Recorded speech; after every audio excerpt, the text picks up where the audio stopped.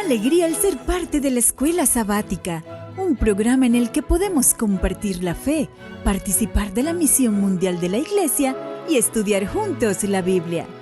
Hope Media Honduras te da la bienvenida a la Escuela Sabática.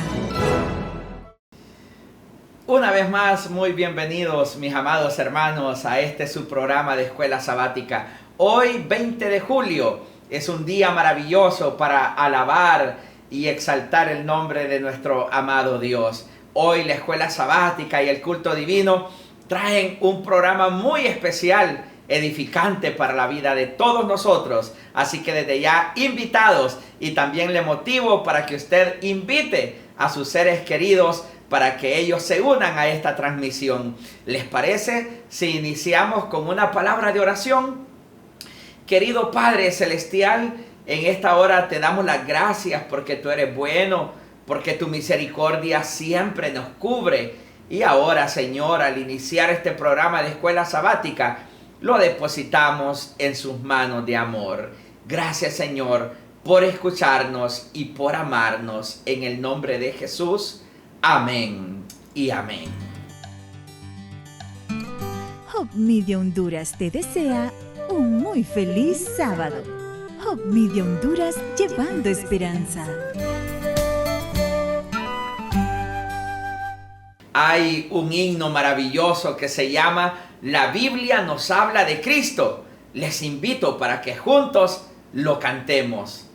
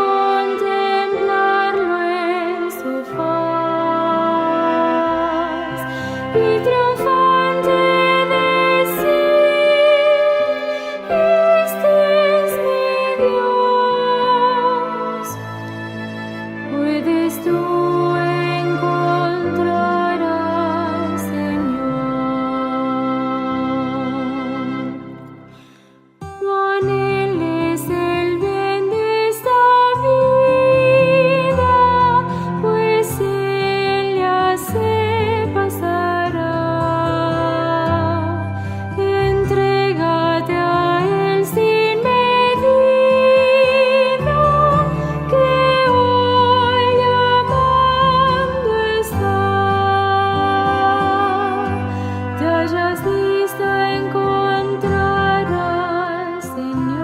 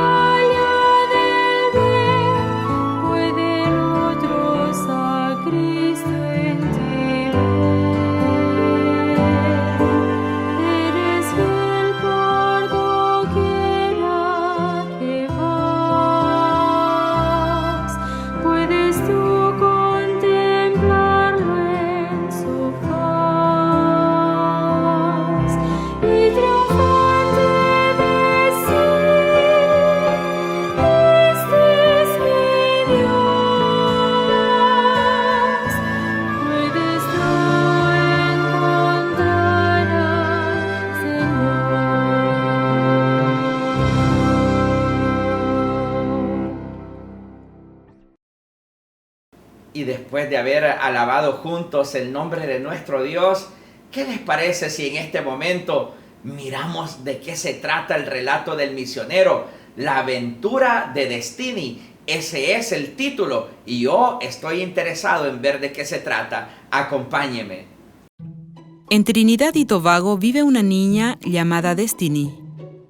Es brillante y con un corazón lleno de curiosidad y un espíritu ansioso de aventura. Cuando Destiny tenía solo 2 años, ella y sus hermanos fueron a vivir con su bisabuela. Un día, Destiny escuchó a sus 2 hermanos hablar sobre los aventureros, un club donde los niños podían aprender de Jesús y participar en divertidas actividades. El corazón de Destiny latió con curiosidad. Se aburría en casa y anhelaba nuevas aventuras. Destiny le preguntó a su bisabuela si podía ir con sus hermanos al club. «No, cariño, estás muy joven para eso», dijo su bisabuela. Destiny agachó su cabeza y se puso triste. Parecía que sus sueños de aventura habían terminado. Pero en una cálida tarde de domingo, Destiny y su bisabuela regresaban de la tienda cuando vieron a tía Onesa, la líder del club de aventureros. Iba caminando hacia su casa con chicos que recién habían estado en la reunión del club en su casa. Tía Onesa vio a Destiny y habló con su bisabuela. «¿Cuál es su nombre?», preguntó. «Destiny», contestó su bisabuela. Con una amable sonrisa, tía Onesa se volvió hacia Destiny y le preguntó: «¿Te gustaría unirte a nuestro club?». El corazón de Destiny se aceleró de emoción y asintió con entusiasmo. Miró a su bisabuela para ver qué diría ella. Su bisabuela sonrió. «Seguro, puedes ir», dijo. Y entonces comenzó la nueva aventura de Destiny. Se unió a la unidad Castores Entusiastas, que se reúne los domingos en la casa de tía Onesa. En la primera reunión, ella aprendió el voto y la ley de los aventureros. Con entusiasmo declaró: «Porque Jesús me ama, siempre haré lo mejor». Esa tarde, cuando regresó a casa, le dijo feliz a su bisabuela: «Ya no estoy aburrida». Al seguir yendo a las reuniones del club, Destiny comenzó a sentir que pertenecía a una gran familia. Tía Onesa llegó a ser como una madre para ella, enseñándole historias bíblicas. Al principio, no sabía muchas historias bíblicas, pero quería aprender, lento pero seguro. Descubrió las historias de Noé y el arca, Jonás y el gran pez y muchas más. Su favorita era la historia de Esther. A Destiny le encantaba pasar tiempo con tía Onesa. Disfrutaba tanto las reuniones de los aventureros que no quería irse. Después que sus hermanos volvían a casa, ella comenzó a quedarse con tía Onesa para el culto familiar. Luego pasaba los fines de semana e incluso otros días en su casa. Iba a la iglesia con tía Onesa los sábados y hasta cantaba partes especiales en la iglesia. La bisabuela de Destiny estaba feliz de que tía Onesa cuidara bien a la niñita. Llegó el día cuando tía Onesa le dio a Destiny su propio cuarto. Destiny se mudó con tía Onesa. Ella tuvo un nuevo hogar. Pero la aventura de Destiny no termina aquí. Decidió bautizarse al cumplir 12 años. Todos en el barrio habían visto cómo había cambiado la vida de Destiny después que conoció a Dios por medio de tía Onesa y el club de aventureros. Estaban muy felices por ella y querían conocer a Dios también. Y así, Destiny pasó a ser una niñita con un corazón anhelante a una luz brillante en su comunidad, inspirando a otros con su aventura. Después de esa fascinante historia del relato misionero, ha llegado el momento para que usted y yo abramos nuestra cartilla, nuestra Biblia, nuestro folleto en mano. Como siempre se los presento, este es el material que estudiamos cada día del año y usted lo puede adquirir en la agencia de publicaciones más cercana a su localidad, Agencia de Publicaciones Adventista. Esta semana ha llevado como tema controversias y para brindarnos el resumen de manera maravillosa como siempre lo hace. Una vez más, el pastor Robert Costa con nosotros. Adelante, Pastor Costa. Bienvenido o bienvenida a Lecciones de Vida o Lecciones de la Escuela Sabática. El estudio esta semana revisa los acontecimientos del ministerio de Jesús, tal como se presentan en Marcos 2 y 3. Eso va a ser el estudio esta semana. La obra de Jesús se centra en la restauración de la vida de las personas a través del Evangelio. Sin embargo, el ministerio y el mensaje de Jesús no siempre fueron bien recibidos por ciertas personas que ejercían gran influencia en la sociedad de aquella época. Lo mismo puede ocurrir a nosotros hoy. Así que ve por tu Biblia y saquemos enseñanzas prácticas para nuestra vida cristiana.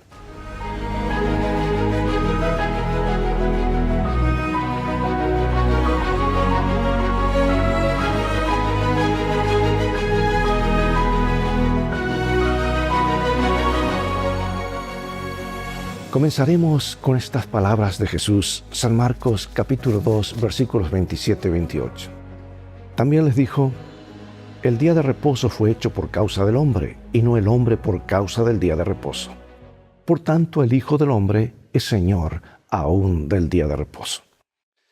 Marcos 2 y 3 contienen 5 historias que ilustran la enseñanza de Jesús en contraste con la de los dirigentes religiosos.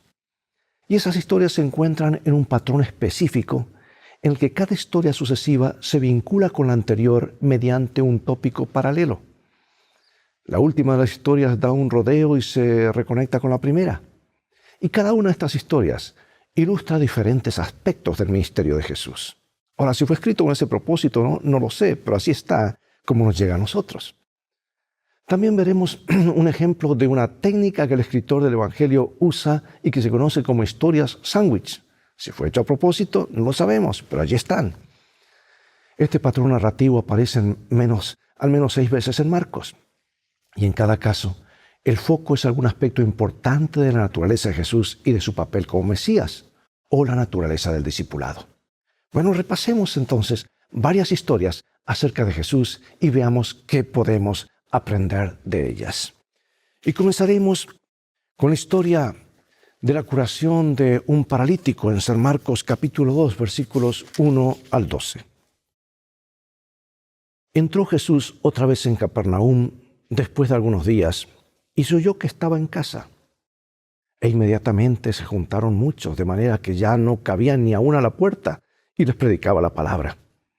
Entonces vinieron a él unos trayendo un paralítico que era cargado por 4. Y como no podían acercarse a él a causa de la multitud, descubrieron el techo de donde estaba y haciendo una abertura, bajaron el lecho en que yacía el paralítico. Y al ver Jesús la fe de ellos, dijo al paralítico: Hijo, tus pecados te son perdonados. Estaban allí sentados algunos de los escribas, los cuales cavilaban en sus corazones: ¿por qué habla este así? Blasfemias dice. ¿Quién puede perdonar pecados sino solo Dios? Y conociendo luego Jesús en su espíritu que cavilaban de esta manera dentro de sí mismos, les dijo: ¿por qué caviláis así en vuestros corazones? ¿Qué es más fácil decir al paralítico: tus pecados te son perdonados, o decirle: levántate, toma tu lecho y anda? Pues para que sepáis que el Hijo del Hombre tiene potestad en la tierra para perdonar pecados, dijo el paralítico: a ti te digo, levántate, toma tu lecho y vete a tu casa. Entonces él se levantó enseguida y tomando su lecho salió de delante de todos, de manera que todos se asombraron y glorificaron a Dios diciendo: nunca hemos visto tal cosa. Bueno, el hombre estaba paralítico, sus 4 amigos, por lo tanto, tuvieron que llevarlo hasta Jesús. Y tras perforar el techo y hacer descender al hombre hasta la presencia de Jesús, aquí San Marcos destaca el hecho de que Jesús vio la fe de ellos. ¿Cómo puede la fe resultar visible? Por nuestras obras, ¿verdad? Al igual que el amor llega a ser visible en virtud de las acciones que motiva, como lo ilustra claramente la persistencia de los amigos. La necesidad obvia del hombre era física. Sin embargo, cuando llega ante la presencia de Jesús, las primeras palabras que Jesús pronuncia tienen que ver con el perdón de los pecados. El hombre no pronuncia palabra alguna durante toda la escena. En lugar de ellos son los dirigentes religiosos quienes objetan mentalmente lo que Jesús acaba de decir. Consideran que sus palabras son blasfemias, que difaman a Dios y que significan arrogarse prerrogativas que pertenecen solo a Dios. Y Jesús sale al encuentro de sus objetores en su mismo terreno, usando un estilo de argumentación típicamente rabino llamado de lo menor a lo mayor. Una cosa es decir que los pecados de una persona son perdonados. Otra cosa es lograr que una persona paralítica vuelva a caminar. Si Jesús puede hacer que el hombre vuelva a caminar por el poder de Dios, su aseveración acerca del perdón de los pecados resulta corroborada. Leo este texto clave en Miqueas capítulo 6, versículo 8. Oh hombre, Él te ha declarado lo que es bueno. ¿Y qué pide Jehová de ti? Solamente hacer justicia y amar misericordia y humillarte ante tu Dios. Ahora, ¿cómo explica este texto lo que está sucediendo entre Jesús y los dirigentes religiosos? Estos dirigentes religiosos habían perdido de vista lo que realmente importaba: la justicia, la misericordia y la conducta humilde ante Dios. Estaban tan obsesionados defendiendo su manera de entender a Dios que no veían la actuación de Dios ante sus propios ojos. Nada indicó que hubieran cambiado de manera de pensar acerca de Jesús, aun cuando les dio sobradas evidencias de que procedía de Dios. No solo al demostrarles que podía leer sus mentes, sino también sanando al paralítico en presencia de ellos, y de una manera que no podían negar. Pregunto, amigo, amiga, ¿cómo podemos evitar caer en la misma trampa que estos hombres? Tan obsesionados por las formas de la religión que perdieron de vista lo que era realmente importante en la religión verdadera, como lo menciona Santiago 1:27. Pasemos ahora al caso de un judío llamado Leví, a quien conocemos como Mateo, un recolector de impuestos que trabajaba para el gobierno romano. Resulta que en los días de Jesús, los publicanos o recolectores de impuestos eran funcionarios que estaban a las órdenes del gobierno local o de Roma. No eran populares entre la población judía porque a menudo exigían más de lo debido y se enriquecían a costa de sus compatriotas. El tratado Mishnaico Tohorot, un comentario judío acerca de la ley religiosa, dice: si un publicano entra en una casa, todo lo que está dentro de ella se vuelve inmundo. Por lo tanto, no es sorpresa que los escribas inquirieran en tono de desaprobación: ¿qué es esto? ¿Que él come y bebe con publicanos y pecadores? Con esa gente se juntaba Jesús. ¿Cómo respondió Jesús a la pregunta?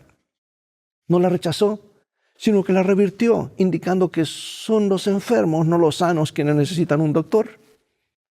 Y reclamó de esa manera para sí el título de médico espiritual, aquel que puede sanar el alma enferma de pecado. ¿Acaso no debería un doctor ir donde están los enfermos? Pero ahora surge un nuevo tema. San Marcos capítulo 2, versículos 18 al 22. Y los discípulos de Juan y los de los fariseos ayunaban y vinieron y le dijeron: ¿por qué los discípulos de Juan y los de los fariseos ayunan y tus discípulos no ayunan? Jesús le dijo: ¿acaso pueden los que están de bodas ayunar mientras está con ellos el esposo? Entre tanto que tienen consigo al esposo, no pueden ayunar. Pero vendrán días cuando el esposo les será quitado y entonces en aquellos días ayunarán. Nadie pone remiendo de paño nuevo en vestido viejo. De otra manera, el mismo remiendo nuevo tira lo viejo y se hace peor la rotura. Y nadie echa vino nuevo en odres viejos. De otra manera, el vino nuevo rompe los odres y el vino se derrama y los odres se pierden. Pero el vino nuevo en odres nuevos se ha de echar. Bueno, se trata de la historia central de estos 5 relatos mencionados como controversia. Mientras que la sección previa incluyó una fiesta provista por Leví. Esta gira en torno a la pregunta de por qué los discípulos de Jesús no ayunan, a diferencia de Juan el Bautista y de los fariseos. Y Jesús responde con una ilustración o parábola en la que compara su presencia con una fiesta de bodas. Sería pues inconcebible que en una ocasión tal los invitados ayunaran. Pero Jesús predice un día en el que el novio le sería quitado en alusión a la cruz.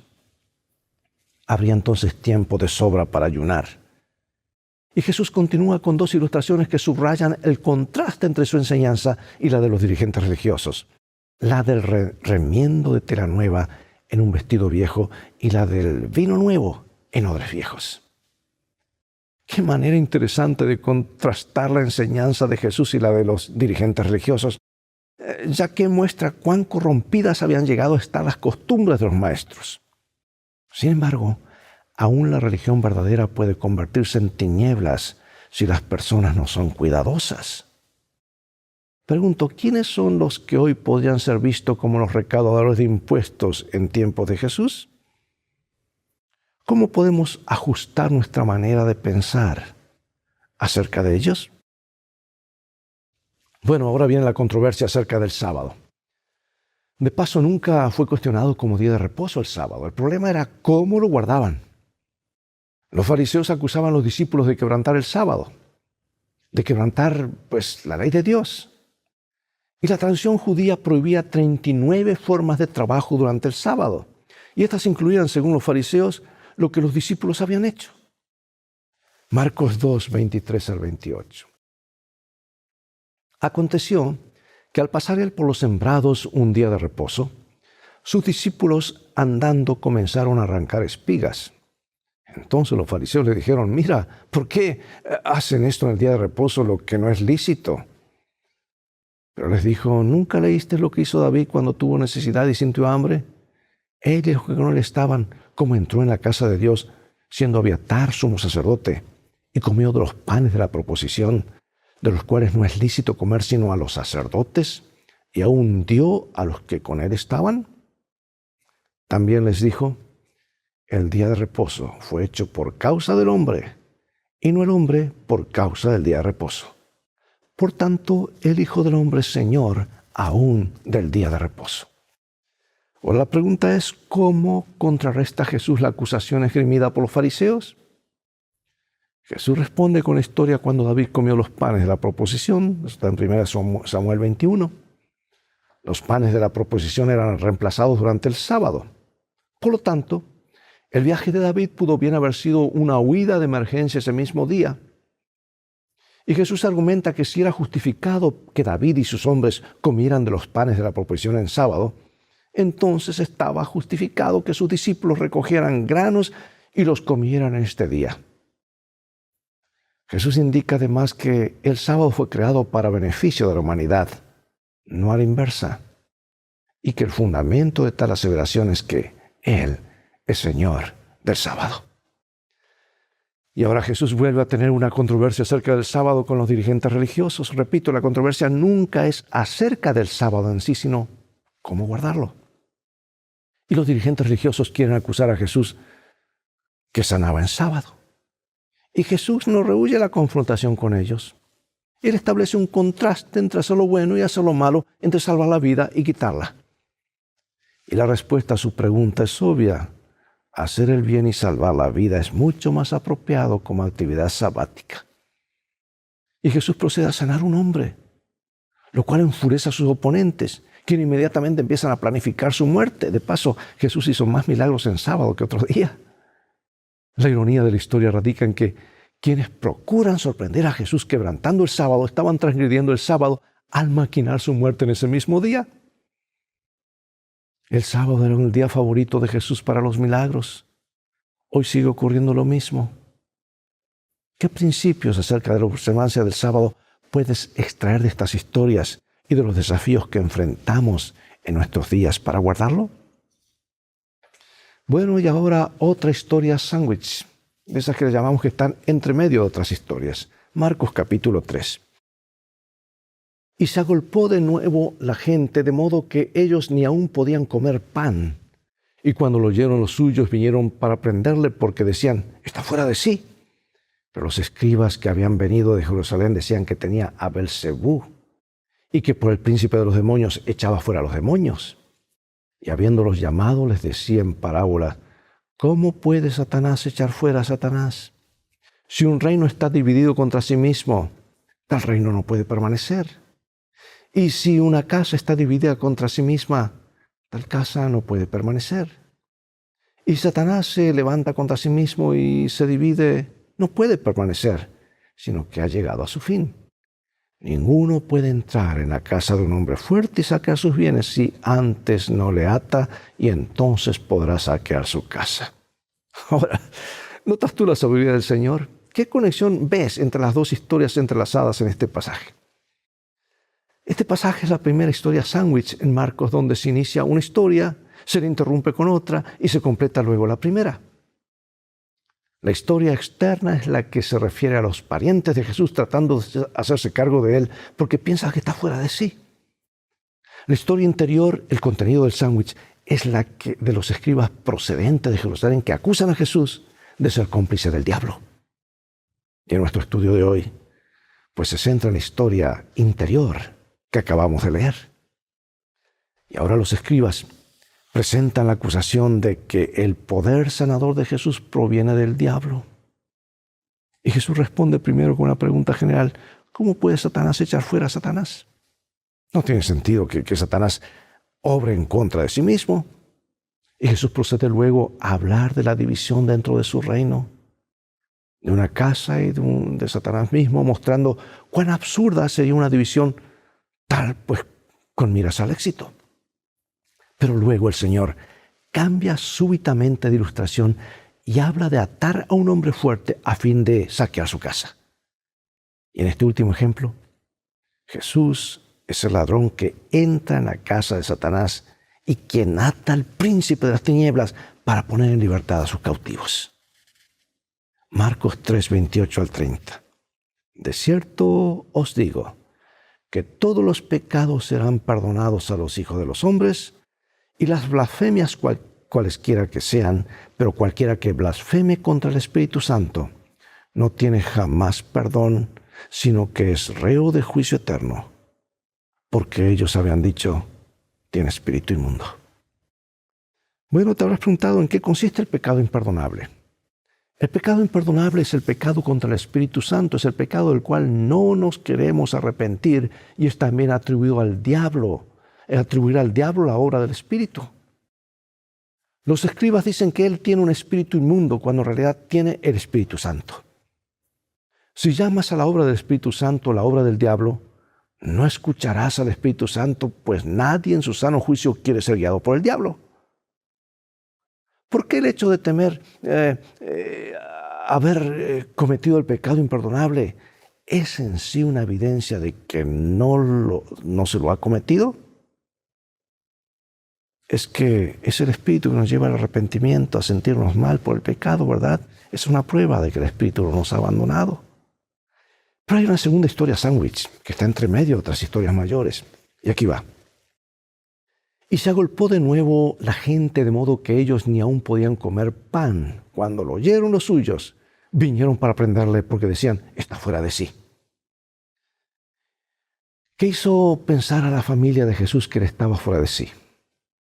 Una acusación de inestabilidad mental es algo muy serio.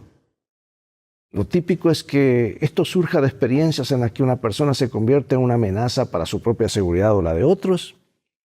Y la familia de Jesús sintió que ese era su caso, pues estaba tan ocupado que ni siquiera se detenía para alimentarse.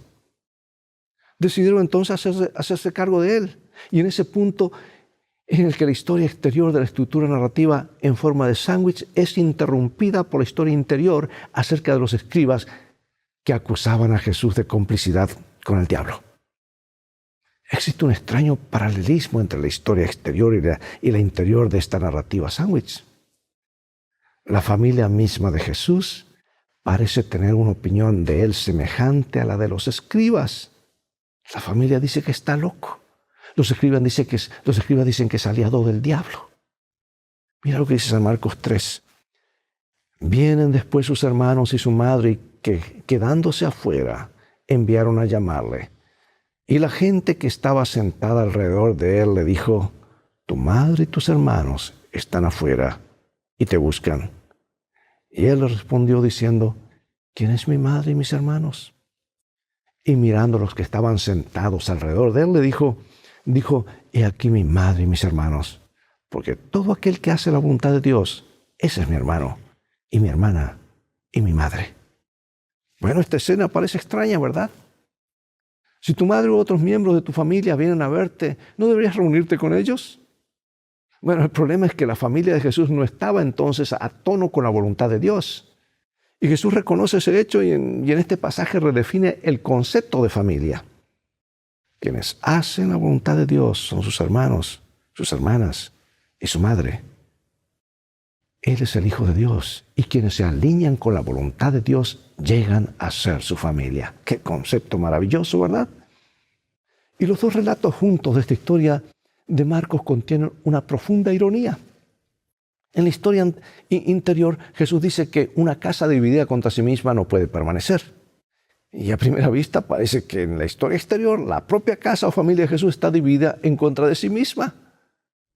Pero Jesús resuelve esta situación compleja, redefiniendo el concepto de familia. Su verdadera familia está constituida por quienes hacen la voluntad de Dios junto con Él. A lo largo de la historia, muchos cristianos se han visto separados de sus familiares. Esa es sin duda una situación difícil. Y este pasaje de Marcos muestra que Jesús pasó por esa misma experiencia. Él entiende lo que eso significa y puede consolar a quienes están sufriendo por esa dolorosa incomunicación. Bueno, regresando al tema del sábado y cómo guardarlo, nos dice así la inspiración. Cuando le preguntaron, ¿es lícito curar en sábado? Jesús le contestó, ¿quién de vosotros que tenga una sola oveja, si ésta cae en un hoyo en día de sábado, no la agarra y la saca? Pues cuánto más vale un hombre que una oveja. Por tanto, es lícito hacer bien en sábado.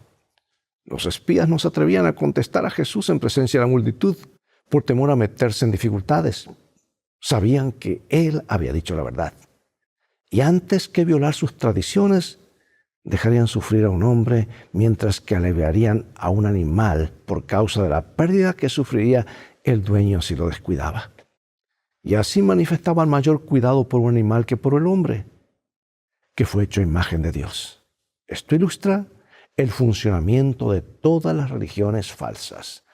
Tienen su origen en el deseo del hombre de exaltarse por encima de Dios, pero llegan a degradar al hombre por debajo del nivel de las bestias. Toda religión que combate la soberanía de Dios defrauda al hombre de la gloria que le fue concedida en la creación y que ha de serle restaurada en Cristo. Toda religión falsa enseña a sus adeptos a descuidar las necesidades y sufrimientos y derechos de los hombres.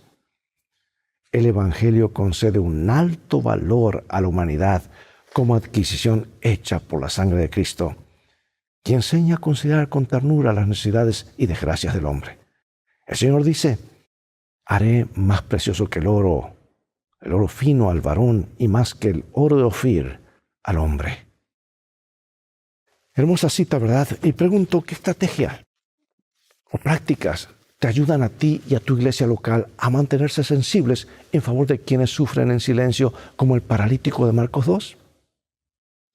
Piensa acerca de cuán cegados por el odio, la tradición, el dogma y la religión en general habían llegado a estar los dirigentes religiosos que rechazaron a Jesús, al punto de que aún sus milagros, que deberían haber abierto su mente hacia Él, no lo hicieron. Pero ahora nos viene la pregunta, ¿cómo podemos como pueblo ser cuidadosos para que no nos ocurra algo similar? ¿Cómo puede tu iglesia local llegar a ser familia para quienes tal vez su familia inmediata los ha rechazado a causa de su fe?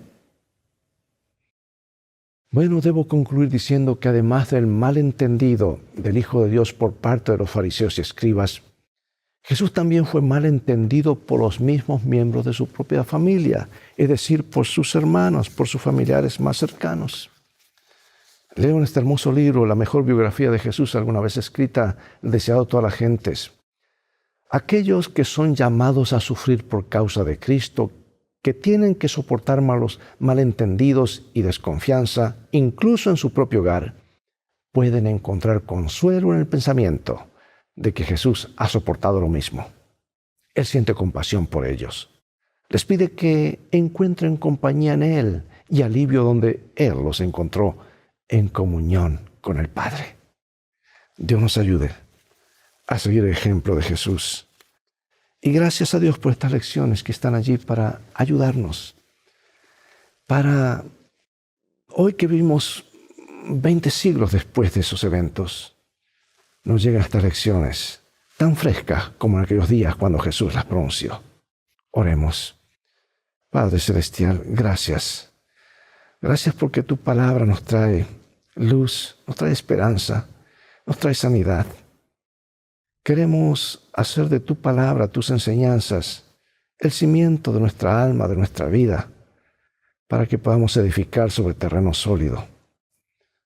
Rogamos que tú nos guíes para tener el Espíritu de Cristo, ayudar al necesitado, ayudar a aquellos que tal vez no tienen necesidad física, pero sí están con graves problemas espirituales.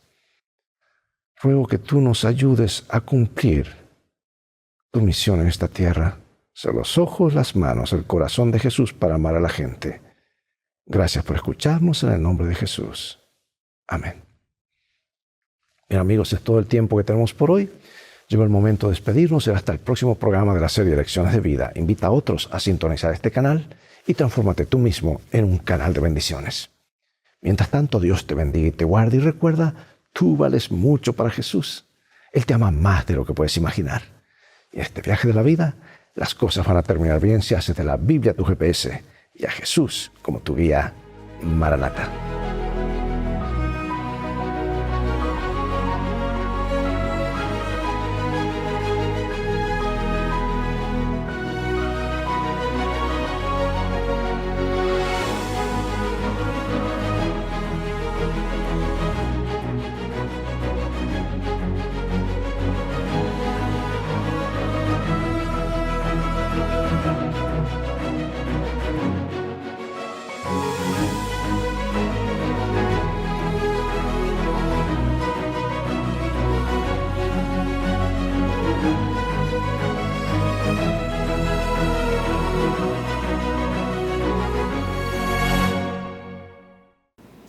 Gracias, Pastor Costa, por ese estudio tan maravilloso de lo que es nuestro folleto de escuela sabática llamado también cartilla. Gracias a usted por estar en esta fiel sintonía acompañándonos de principio a fin. Le motivo para que se quede con nosotros alabando a Dios, orando y estudiando la Biblia a continuación en el culto divino. Me despido de ustedes con esta palabra de oración. Mi Dios y Padre, muchas gracias por este programa de escuela sabática. Gracias por edificarnos en las Sagradas Escrituras y gracias por alimentar nuestro espíritu. Señor, en sus manos de amor me deposito en esta mañana y también en sus manos de amor encomiendo a cada uno de mis hermanos que están sintonizando este programa. Que la paz del cielo inunde vuestros corazones, amados hermanos, en el nombre de Jesús. Amén. Que Dios les bendiga a cada uno de ustedes. ¡Qué privilegio que nos hayas acompañado en la escuela sabática! Hope Media Honduras te desea un muy feliz sábado.